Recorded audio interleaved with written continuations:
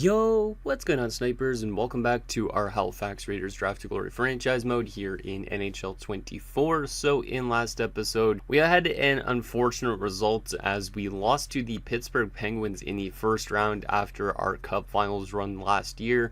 And it was disappointing to say the least, but we kind of figured something like that was going to happen with our team because our team definitely dropped off a little bit in quality, I would say.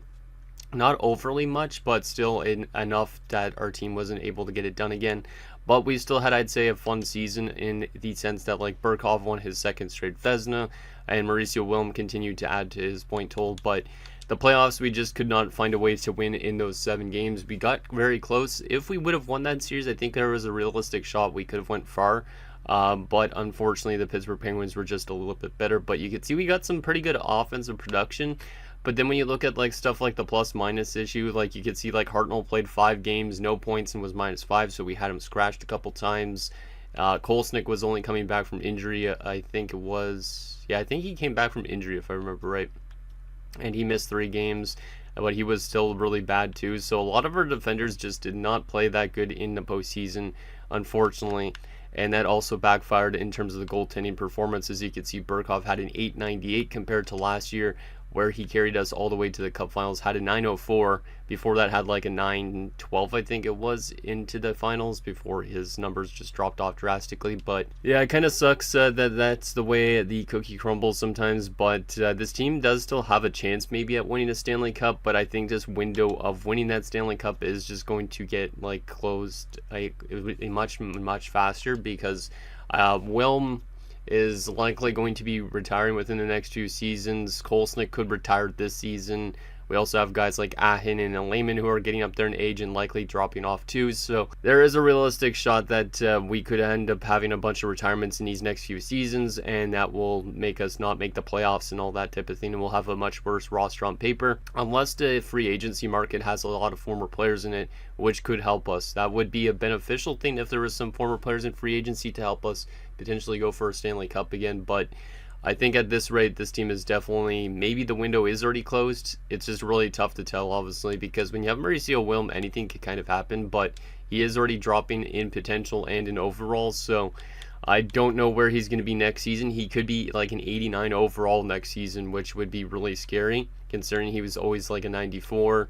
Del Rivera's still kind of youngish, but like you have like Lehman, who's 34, Ahinen, who's 33, Boys, who's 32, and then also Kolesnik, who's 35 and might retire this season. I'm kind of hoping he does retire in a way because that cap hit would be nice to get off their board. But yeah, there's a chance that our team is definitely going to decline quite a bit going into next season, which means maybe even earlier than a first round exit, so maybe not even making the postseason. But anyways, let's get into your guys' comments and see what you guys have to say about our early first round exit, and then we're going to get into retirements and stuff like that and wrap up the 20-40-41 season, get into this entire offseason as well, and try and maintain this team as much as possible. So the first comment is from Flame Husky, who says iceberg right ahead, and he's like saying iceberg like the Penguins mascot, and iceberg as in like almost what happened with the, I guess exactly what happened with the Titanic. Like that's basically what happened with our team, I guess. We were the Titanic, we ran into an iceberg, and we sunk to the bottom of the Atlantic Ocean. So, and who knows, maybe we'll be in the bottom of the Atlantic standings next season. So that would be a kind of an interesting conundrum, but obviously I don't want to be on the bottom of the Atlantic because we want to be able to survive this Atlantic and get ourselves a Stanley Cup to show that we're much better than the Titanic was, because the Titanic, it just sunk, right? It didn't actually have a good chance at winning the Atlantic like us. Next comment is from Michael Dose, who says, just like Houston, looks like no Stanley Cup coming, like they flowed in Anchorage. Cometh like they flowed in Anchorage? I don't even know what he's trying to say on that part, but yeah, I do agree. I think this series is probably almost getting close to being a write-off stage, kind of like Houston was, because Houston had no cups, but we did try our best in the last few years. We still made, I think, the playoffs and up to the first round a lot of the time, but we were just never able to get back to that finals again after we had that one chance. Next comment is from Farrell's Landscaping, who says, needs a veteran coach to get the most out of Wilm.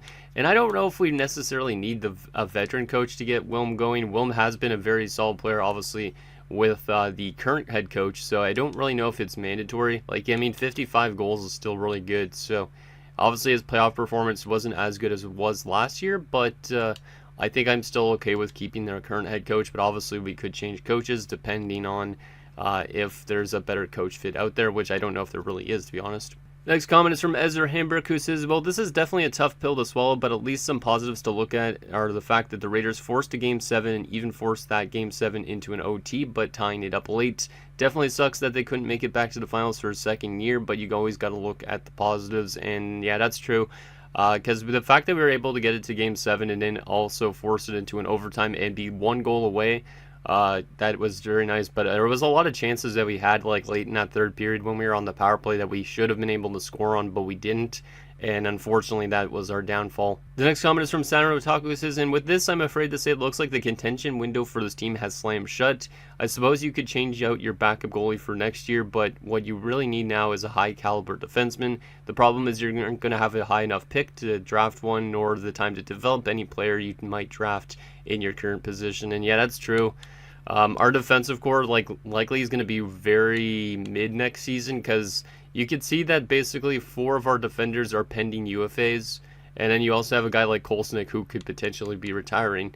Cardwell obviously will get probably a long-term deal if we have the cap space for him, and then we have some guys in the minors that we'll be able to bring back, but yeah, this defensive core is just on the decline. You get it? Because there's a guy named Klein right there, but yeah, they're on the decline, and who knows, we're going to probably be a bad defensive team, and then it's not going to look good unless Burkhoff could still play really good. But our defensive core, obviously, if it dwindles off that much, it is going to be not great. And then we still have probably a good forward core next season, I think, but obviously with the guys dropping off, that's going to hurt a little bit too. And those were the comments I got in the last episode. So, yeah, let's see. What do we want to do here? Because I don't know how much cap space we're going to have. I want to just take a look and see the pending UFAs again and all that scenario. Like, I'm trying to figure out who I want to be letting go of. Because obviously, like, Hartman shouldn't be relatively, like, too expensive, but we don't really need him if Boucher's there. So, there's a chance that, like, Hartman could be gone. I wouldn't mind bringing back Dodge as a depth option. Habscheid and Hamalainen would be great to bring back, but at the same time, we might not be able to. Hamalainen would probably be priority, or maybe Habscheid would because he's younger. Sergeyev might be gone because of his asking price likely. And then on the defensive side of things, Cardwell obviously will still come back. But then it comes down to if we want to bring back boys, Hartnell, Mangone, Turnbull. I wouldn't mind bringing Mangone and Turnbull because they're cheap probably. Hartnell might be gone though, to be honest, and boys might come back, but he might also want a lot, so he might not. And then, yeah, we could always potentially change up our backup goalie situation for next season. So I don't really know what to make of our team for next year. Let's see what happens with the retirements, because there is a chance we could lose Kolesnik. We also might lose the Sheriff to retirement this year, which is going to be interesting, but obviously he was more of a depth option anyways. But there is a chance that he could realistically retire this year. So Columbus has the first overall pick as they move from 8 to 1, and then Edmonton has fallen from 1 to 2. Islanders at 3, Colorado at 4, and Carolina at 5.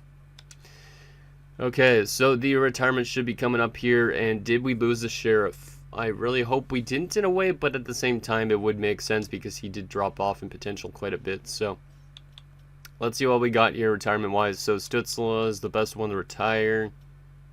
This guy named Shirokov, who was drafted 8th overall in year number 0, I guess. Interesting.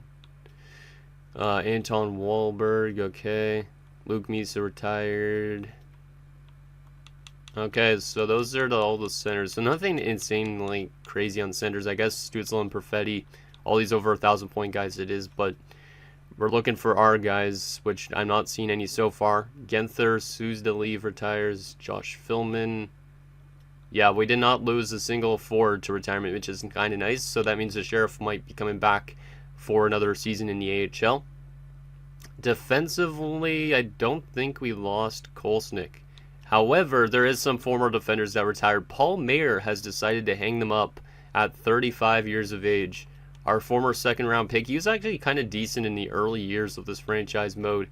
And he was playing, I guess, in the AHL recently. But, yeah, Paul Mayer was actually an okay player. Like, if we go back to the early stages, you could see 25 points, 34 points, 31 29, 29. Eventually, he just started to decline and get less and less more ice time because we built up our defensive core. But yeah, Paul Mayer was not a bad player here early on in this franchise mode. Did get to play a few playoff games as well, which is kind of nice. So yeah, shout out to Paul Mayer. Only OGs of the series will remember him. And then also Tucker Palin is another one too. Former second round pick in 2023. He was another one of those guys that was just like really good early on. He has not actually played since he played with us, which is kind of crazy, but you can look at his early stages: 38 points, 32 points, 29 points, 22, and then eventually once again he lost his opportunity to play with us because our defensive core was getting stronger and stronger. But yeah, Palin was not a bad guy either. So shout out to these two former second round picks, both of them deciding to retire.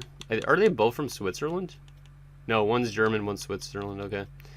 But still, two former good defenders, because Hivnikov was another former one. I thought so. He retires at 33. I barely remember this dude, but he has not played since our AHL team, but he played only 2 years in our NHL team with 18 points. Still kind of cool to find these early on guys. Never got to play an NHL playoff game, but did play in the AHL playoffs. From Ukraine. So shout out to Pavel Hivnikov. So 3 former defensemen. This is another one, Cadman McLaren. I thought so. Wow, 35 years old. So a lot of these kind of like mid picks that we had back in the day retired. And yeah, McLaren only played 1 season. This was the lesser of the McLarens, and he was minus 60 in 82 games. Jeez. No AHL playoffs at all for him. Shout out to McLaren. So yeah, we lost 4 former players to retirement there. Goalie wise, we did not lose anybody. Askarov retires, which is kind of nice considering that guy we played in the conference finals, I guess 2 seasons ago. So shout out to our former players that decided to call it quits, but we did not lose the Sheriff, which is nice. Kind of sucks that we didn't lose Kolsnik. Like I said, I kind of wanted that cap relief a little bit, but that's okay. So coach retirement wise, did we lose anybody? Don't see anybody in the AHL, and I do not see anybody in the NHL. That's good. Okay. Draft interview wise, I don't think I'm going to do any draft interviews, and that is all set up and ready to go. Let's get into this draft and see what the heck we could get. I think at this rate, most of these draft players we get aren't going to make our team before the end of the series, but still will be interesting to see what we could snag up anyways. And then obviously the most important part of this episode is going to be the re-sign stage, and if we can maintain the roster. But I did pin some players, I'm pretty sure, in the end of the last episode that were intriguing. Oh yeah, it was like, who was it? Was it Ozens? Ozens is 2 years out and guaranteed low late, but he's not supposed to go till late. Gustav's Karpatsev looks okay. Who was the guy that was potentially going to take in the first round? I don't remember if it was Erat. Yeah, Erat probably could be one because he's guaranteed medium elite. I don't know who we're going to take with our first rounder, but let's take a look anyways at this top 5. So Columbus at number 1. We'll take Betts, who's an 80 overall, so might not be the strongest draft class. Which, like I said, this draft class might not even affect us anyways because we don't have a lot of time left anyways. Edmonton at 2 takes Ashton, who's a DFD. Not even going to really look at their stats, to be honest. Stafford goes to the Islanders, another 77. So yeah, this draft class might be on the smidge of the weak side. There's another 77 in Lapierre going to Colorado. And finally, Carolina at 5 will take Owens, who's an 80 overall. So that's actually a pretty good snag there as they get a player as good as the top picks. So there's your top 5 of this year's draft. Let's sim to our pick at 24 and see if we're able to get anything that could help us in these remaining years. There probably isn't going to be a good pick out there, really. Let's take a look at Piper. Piper looks like he could be a top 6. I do not mind Ben Piper.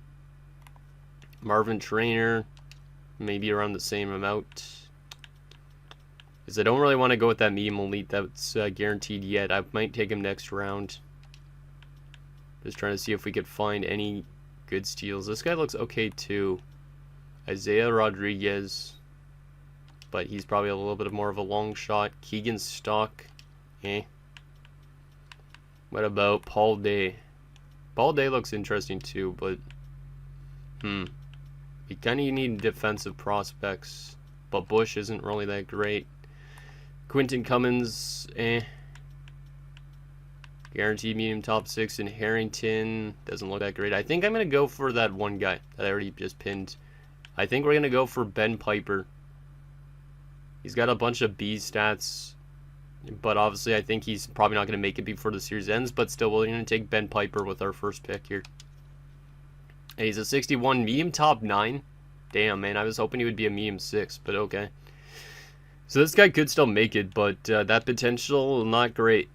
So yeah, this is definitely not the best draft class. We'll definitely start taking those guys that we had interest in before. So let's go to pinned, and we're going to take Matej Irat, who is a medium elite for sure.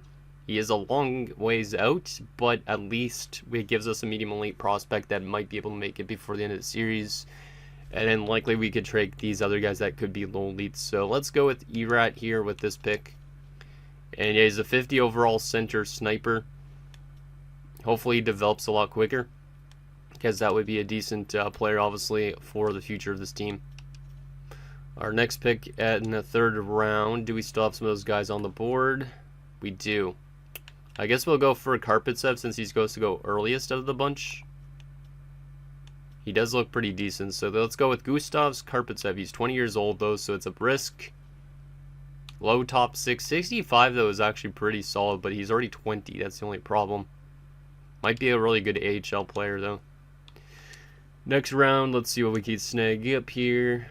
We have those other 2 guys that are guaranteed to be... Oh, well, actually, Jacobson's not guaranteed to be. I might wait a little bit longer on Jacobs. And Ozens, I know, looks really good, and he's guaranteed to be 2 years out. So I'm going to take Ozens with this pick for sure. Yeah, see, look at that. That's one of those players that you want to just take early as possible. 69 overall at 19, and he's a low elite potential. So this guy realistically could make our team within a season, which is awesome. Gives us more depth in case we end up losing some players on the left wing side of things this offseason, because like Hamalainen up for renewal, those type of things, Ozens is a great pick for our team. Our next pick here in round 5 will maybe give a chance on that Jacobson guy, because to be honest, the rest of his draft class doesn't really look that enticing to me, but we'll take Jacobson and see if he is a low elite as well. So Mats Jacobson, welcome aboard. Low elite 64, let's go. That's actually a really good pick too, and that's another guy that could make it before the end of the series. He could be a potential replacement for Sergeyev down the road if he gets the right development. So shout out to those 2 low elites. That's really nice. Very, very nice that our scouts found those guys out. And then we have a guaranteed medium top 4 offensive defenseman. Probably, yeah, a long shot of making the NHL, but he has the potential, so we'll take him. Brock Humphreys, welcome aboard. 52 overall, not bad. Is that our future puck mover that we needed? Probably not, because I don't think he's going to develop, but still. And our final pick of the draft, let's see if we could find the craziest steal of all time. Probably not at this stage, but you never know. Maybe Nokalainen. He is 20 years old, though, which is not ideal. This guy's 18, so I might want to take a chance on him since he's 18 only. Yeah, let's go with Mark Poirier.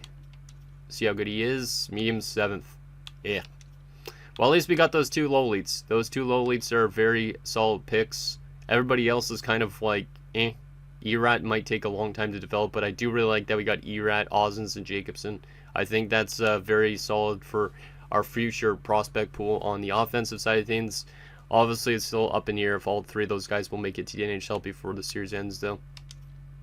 I think the low elites definitely should, though. The medium elite, maybe not, but there is a chance he could make it. So we'll try and get all our scouts back here, and then we will get into this important re-sign stage, and hopefully we can maintain the roster as much as possible, because obviously if we don't, our team is maybe going to miss the playoffs next season. So we got to be very smart with our money, and hopefully we have a decent amount of money to spend. Most of the players will probably get only 1-year deals or like low contract deals, just because Wilm's contract is up for renewal, I think, next offseason. And he is always the #1 priority on this team, even if that means not winning a Stanley Cup. So there is that. Let's get to this re-sign stage. How much money we got? 38 million. That's not a lot, man. Oh boy. Okay, so we are probably going to just qualify all these RFAs, I would assume. Some of them we actually might let go of. I'm going to definitely qualify all the younger ones first.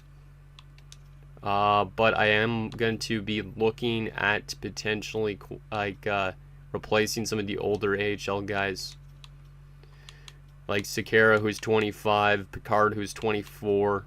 And obviously these two are going to get contracts for sure, but let me see. Because I wouldn't mind getting Ozins into the AHL right away. So I'm going to give Ozin his ELC. And I am going to give Jacobson his ELC already, which might sound crazy, but I need to rush those guys in. And that means with the RFAs... Actually, let's go to UFAs for a second, see if there's any AHL UFAs I can let go of. Not really on the forward side of things, so I am going to go to these guys. I'm going to let go of Picard. And I'm going to let go of Sakara, just to free up those roster spots for those guys. In terms of UFAs, let me go to the bottom of this here. Who do we got to sign? None of these guys, to be honest, none of them are interesting. Braun, Galiev, this Sharov guy, and Wiseman. None of them are really worth a contract, I don't think. I mean, they could still make it, some of these guys, but I'm going to like wait and see if they actually develop in the free agency pool. But yeah, none of them are developing, which really kind of sucks. Okay. Okay, so RFA-wise, what is these guys wanting? Boucher, 3x3.4. That's not terrible, to be honest, but do I have the cap space to do something like that? I don't know about that yet. How much points did Boucher have in his rookie season again? 49 points. He could probably be pretty good if he gets into a top 6 kind of role. I'm going to wait on him for a little bit here. With Cardwell, I would love to do an 8-year deal, but I can't really do an 8-year deal at this moment. But let me just leave those guys for now.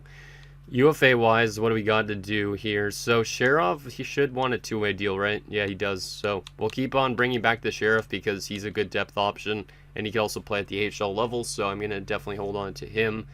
Renault wants a 2-way, so I guess he could come back. Yeah, I guess he could come back as a depth option.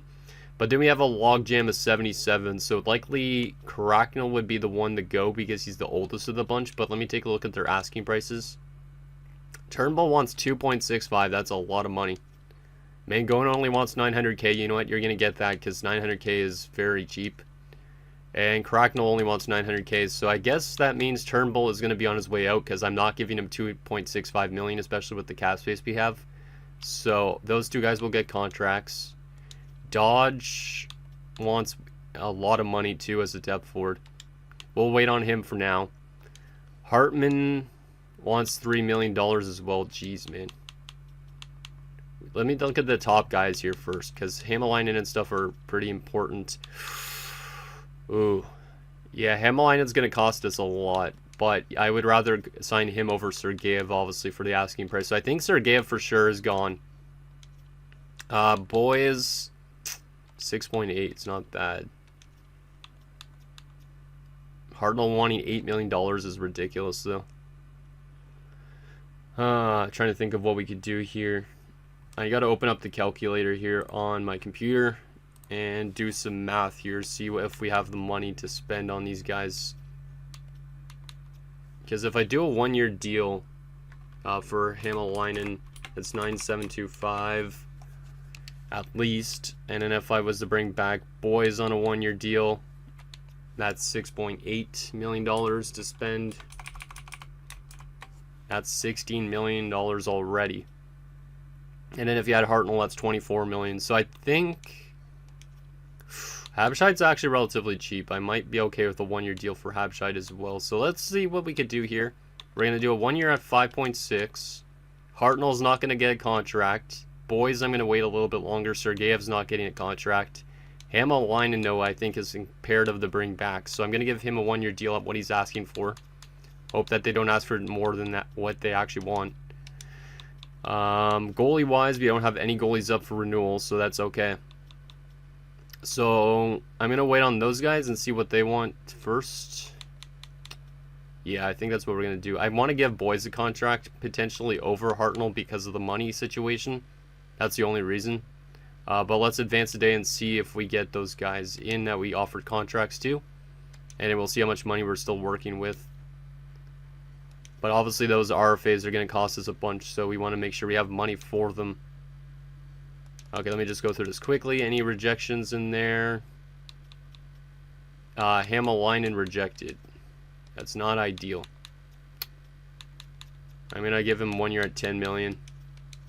That will knock us down to 22 million, which is not great, but it is what it is. Share off. Let me just try and adjust your money here. There we go. You should accept that. I know for sure Turnbull's gone, so best of luck, Turnbull, in free agency. I know you're a good DFD, but we don't need you at that asking price. And then I know for sure that Sergeyev is going to be gone here too, because I'm not paying him that much money. So best of luck to Sergeyev in free agency.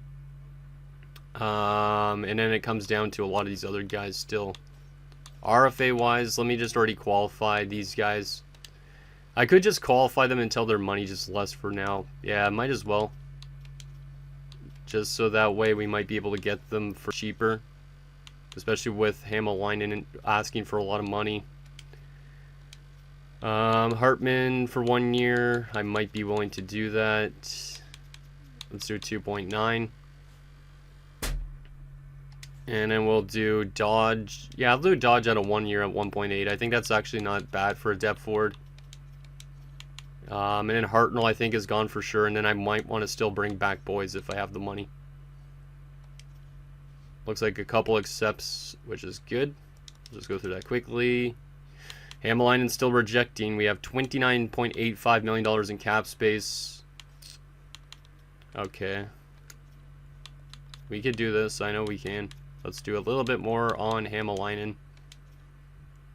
I might have to let go of both these defenders, to be honest, though. I might be able to get Boys back, though. That's what I'm trying to do, at least.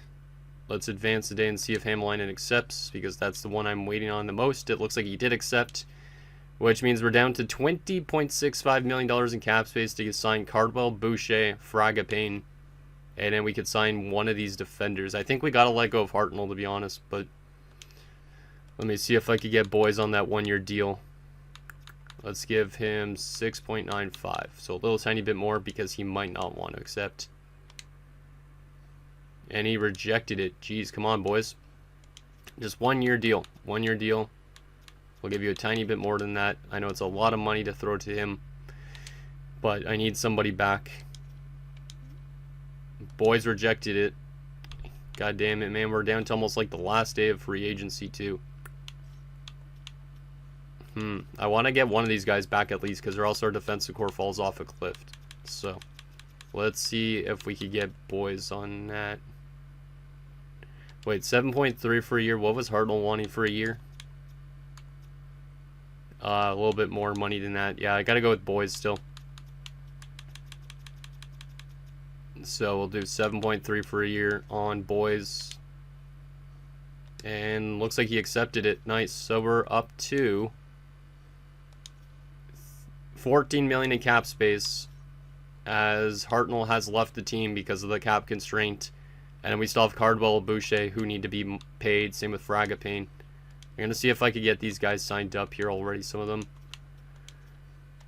Like, I want to make sure that these guys don't get qualifying offers. Like, Boucher would be getting a qualifying offer from a team likely. I could see it. So I'm going to try and undercut these guys a little bit, but still pay them a decent amount. Oh my goodness, Cardwell's money. Ew. Let's just do a 1 year deal for Cardwell. And we will try and get him for like 6.5 around, or 6 point. Yeah, 6.5 should work. It's not much less than what he's asking for. But yeah, we're going to be pretty much up against the cap.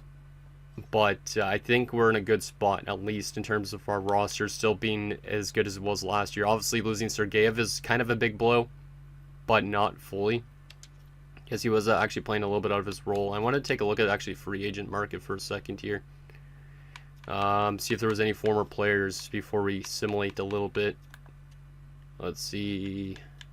I don't think we really need anything anyways, but I wanted to see what there was. Owen Gove is a backup. Don't really need him because we have a lot of goalies actually, so not even going to look at that. Defensively, let's see. Is there any former defenders interesting? Does not look like it really. Let me close my calculator because I don't really need that anymore. What about winger-wise? Sergeyev, yeah, he's trying to get $7.325 million. I'm not paying him that, so considering of where we were playing him anyways. Doesn't seem like a lot of former players in free agency this year, which kind of sucks, but is what it is. Hopefully our roster still looks decent on paper. And now we actually have a good sim still. Yeah, nobody there either, really. And then center-wise, yeah, this doesn't look like a good free agent class, even if it wasn't a draft to glory. Not seeing any former guys here at all. Which means a lot of them are getting re-signed. Reese Addison's there, though. But he wants over almost $2 million as a 76. So no thank you, Reese. But he hasn't played in like over a year at this point. So there is that. I guess we'll just continue assimilating at this point. I don't think there was anything that I wanted to change coaching staff-wise. Let me just double-check. I know you guys are saying to get a veteran coach, but I think I'm okay with the current coaching staff, to be honest. And an 8... Yeah, we have a lot of good scouts anyways, and scouting's not going to really matter too much at this stage. So I'm just going to keep the scouts the same, too, because I don't think we had any scout retirements. So let's continue simulating here and see if those contracts get accepted by our RFAs. That's the most important thing.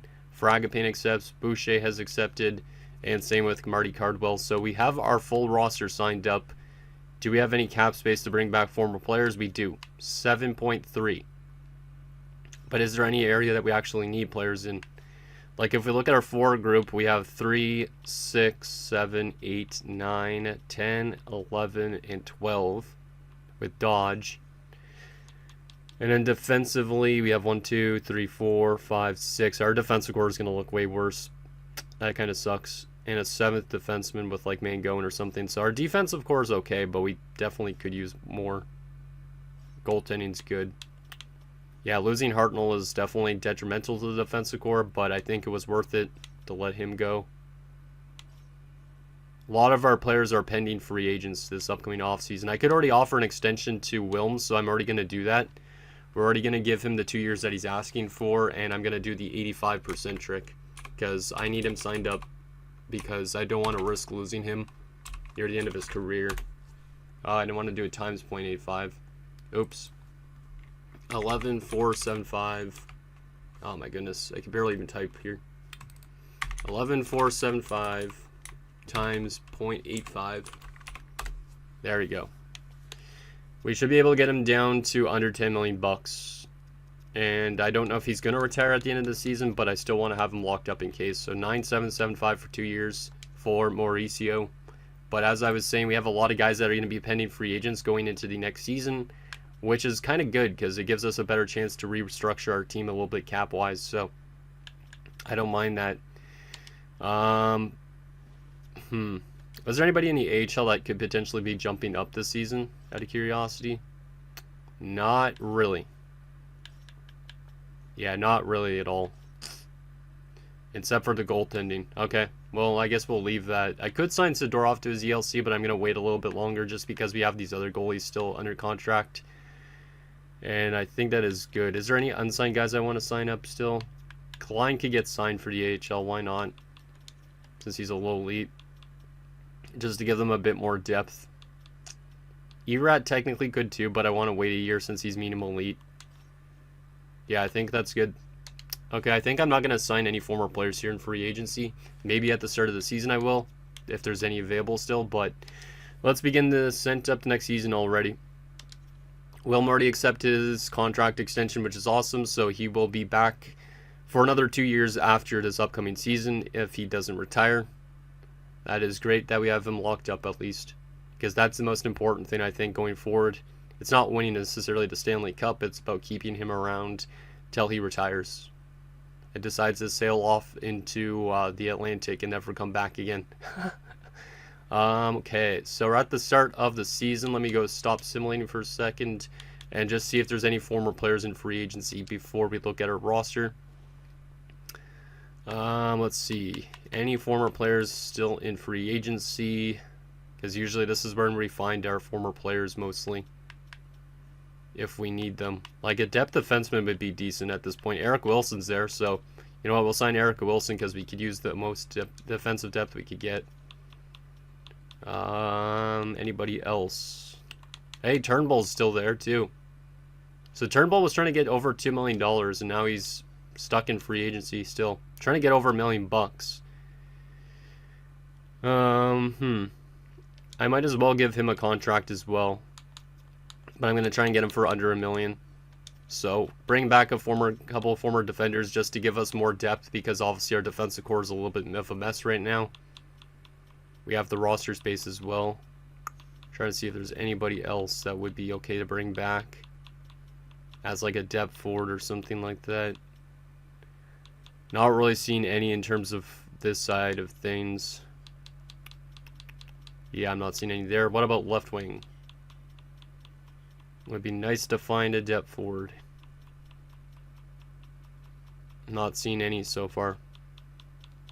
It's like all of our former depth forwards end up getting signed all the time. Center wise, any former ones there? There's got to be one at least, right? You would think. Oh, Kozlov's there. We could always sign Kozlov just as a depth option in case. So there's Kozlov. I think that's it. That's not our former Mathieu. That's a different Mathieu. Yeah, I think that's good for contracts. Okay. So got a couple extra depth pieces in case. Let's advance a few days, just get those guys under contract. And then we will start to rework our lineup a little bit here. Okay, roster moves. Let's make an adjustment to see what we need in our NHL team and which we don't. So we have Burkov and Michelli, or we have Budens as the backup, or Sims. I was not impressed really with how Michelli played last year's the NHL backup. He had an 884. And then we had Budens, who was our backup a few years ago, who had a 904 and a 927. And then we have Sims, who's never played in an NHL game yet at 24 years of age. I think he's at that make or break point. We're going to try Sims this year as our backup. He's the lowest of the bunch, but we're going to try that out. Obviously, if we have injuries, we can call up one of these goalies, but they would go through waivers if we have to send them back down. So there's a little bit of a risk there involved. But Burkov and Sims. Defensively, is there anybody I would call up? Let's see, we have 1, 2, 3, 4, 5, 6, and 7. Wilson's listed as a depth defender. Wait, was Turnbull listed as a depth defender too, or is he listed as a top 6? He's listed as a top 6. I don't mind Mangone as a depth defenseman, but he's listed as a top 6, so I think he's going to complain. That's why I'm going to send him down for Wilson. So that's going to be our defensive core. Wilson will be the depth option at the moment. The question is, would I rather Cracknell or Turnbull be on that top 6? 84 defensive awareness. Turnbull, 82. Does have better shot blocking and stick checking, I think, though. Let's double check on that. 3-star to what? Let's see this again. 3 stars. I guess we'll keep it this way for now. Depends on the chemistry, I guess, when we get to edit lines. Del Rivera and Raymond. Sexsmith could stay in the AHL for a year. Lehman, Hamalainen, Habscheid, and Haken. Heichel is close. Heichel is actually almost at that make or break point. I wouldn't mind calling him up, but I don't know if there's a spot for him. Him instead of Sherov, and then Sherov is the AHL guy down there. Heichel, it could be a depth forward in the NHL. You know what? I think that might be the play. Actually, but then there's Coop and stuff. Coop is 22 years old. Not much potential. Kozlov we just signed again. You know, I think I'm going to keep Kozlov in the AHL for now and keep Sherov as the depth option in the NHL. So I think that should be good. Let me just make sure we have 3 depth players in the NHL. And then we'll just start adjusting our lineup a little bit here. But yeah, our team has definitely taken a bit of a major hit. We do need one more depth forward, so I guess I will call up Kozlov, as we have a depth defender and a depth forward. So we will call ourselves up. I could also do Heikkila, though. I feel like Heikkila would be okay to be as a depth option. You know what? We're going to give a chance to Heikkila as the depth option. I know it gives him scratched and all that stuff, and he's not going to get ice time and all that, but he's at that make or break point, so might as well keep him in the NHL. And then in terms of our NHL lineup, we are going to, let's see, We're going to keep with Wilm up there with Lehman and Hamalainen, I think. And then we're going to go with Del Rivera with Ahinen. And we'll probably go with...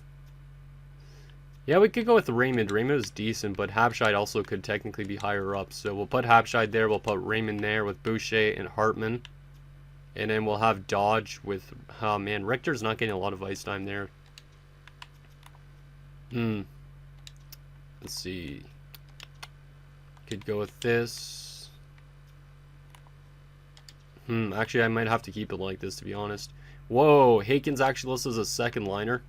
Okay, well, I guess Haken should be high up in the lineup. Habscheid's listed as a second liner as well.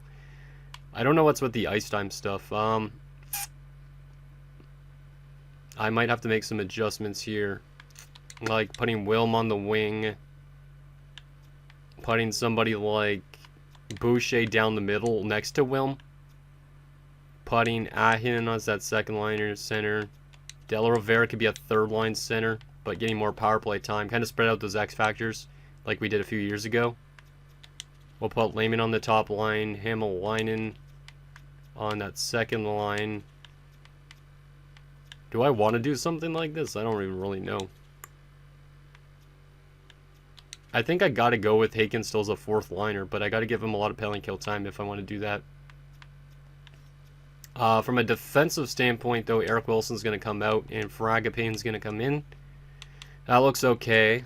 Obviously, it's a little bit worse than it has been in the past. Don't mind that.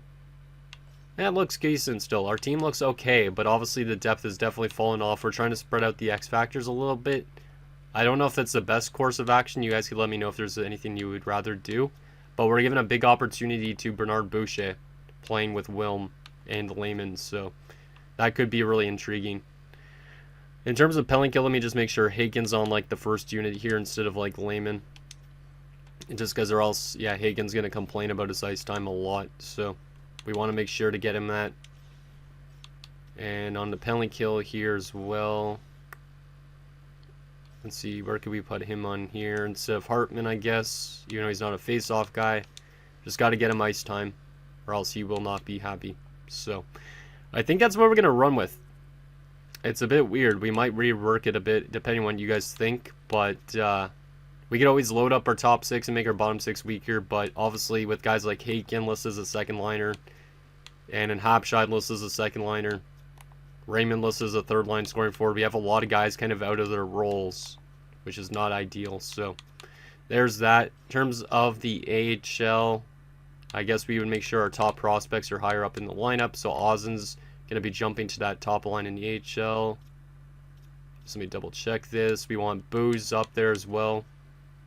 Booze is a bit older, so I'll put him on the top line just because he needs to develop a bit quicker. Komatov should be higher up in the lineup as well. What else we got here? Jacobson should be higher up. I don't think anybody else really matters too much. That works good. What about defensively? Let me just check and make sure nobody is scratched. It shouldn't be. Lazarev is medium or low 7. Same with Ekman, so those guys don't matter at all. And goalies are the 285s. Okay, that's not bad. Let me just double check the center stuff. Low 6, medium 9, and low bottom 6. Okay, everything's set up perfectly. And I really don't know what to make of our team still. Like, it definitely still doesn't look terrible, but obviously it definitely is dropped off a lot. Lehman still has exact elite potential, but he's an 88 now, so that's kind of scary. And then we also have Wilm, who dropped to medium 6, or exact 6. That's not good. He is definitely on decline, and he could retire very, very soon. I don't like that. His potential is dropping off a lot faster than I expected. Oh, man, that's not good. It's not good at all. What about Kolsnik, who's playing defense right now? Medium 6. So, yeah, we could have potentially 2 retirements this season, and one of them could be Mauricio. So, anyways, guys, that's going to do it for this episode of our Halifax Raiders Draft to Glory franchise mode. So, in next episode, we'll simulate the season. We'll see if this team makes it back to the playoffs, because it could be the last year of Mauricio Wilm's career. So, anything down below, and I'll see you guys next time.